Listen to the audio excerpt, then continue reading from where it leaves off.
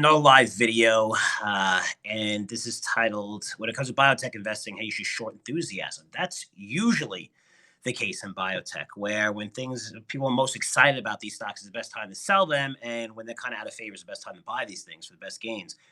We've seen the opposite happen lately, especially with Moderna, and I've been digging through the news the last couple of hours, and I wanted to share a few things with you because uh, Moderna's valuation is now at $30 billion, right? So it doesn't have an approved drug. It's generating 51 million in sales. To put that in perspective, right now Moderna is trading at 575 times sales. Okay, you probably if you watched CNBC today, you saw a couple of notes on Square saying how they're overpriced. It's definitely overvalued.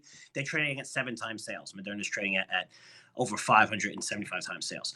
So when you're looking at these estimates, you want to say, okay, right now its prices it's definitely going to be approved, and it's just in phase one. By the way, it's DNA mRNA vaccines, which have never been approved for vaccines before, right? There's none approved. It's a new technology, so there's a lot of doubts there.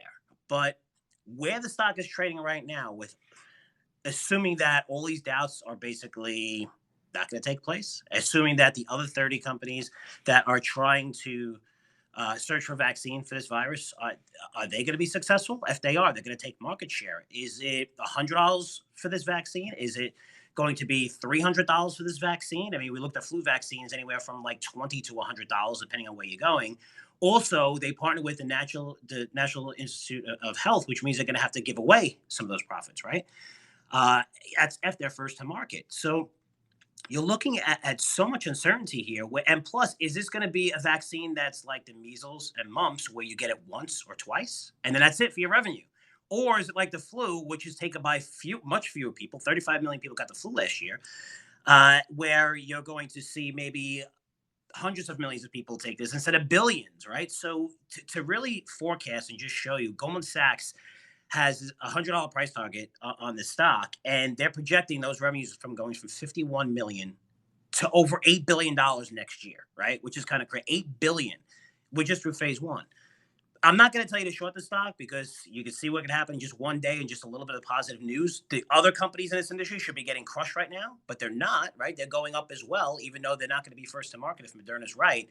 A lot of craziness, and I know you're excited about this market. You see it up 1,000 points, you think everything's over.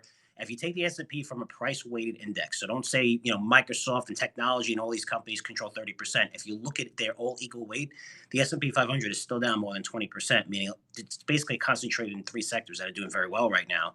Just be careful out there. It's still extremely, extremely overvalued. It's not trading on fundamentals at all, but usually on days like this, when you see this much optimism, even in biotech, it's usually a time to go the other way and maybe start shorting. Not Moderna, not biotech. It's really crazy, really volatile, but just be careful out there. Days like this makes you want to jump in, but I wouldn't be surprised the next 2 weeks we're trading a lot lower from these levels. I'm Frank Curzio again. Questions, comments, frankcurzioresearch.com, and I'll come back to you guys soon. Take care.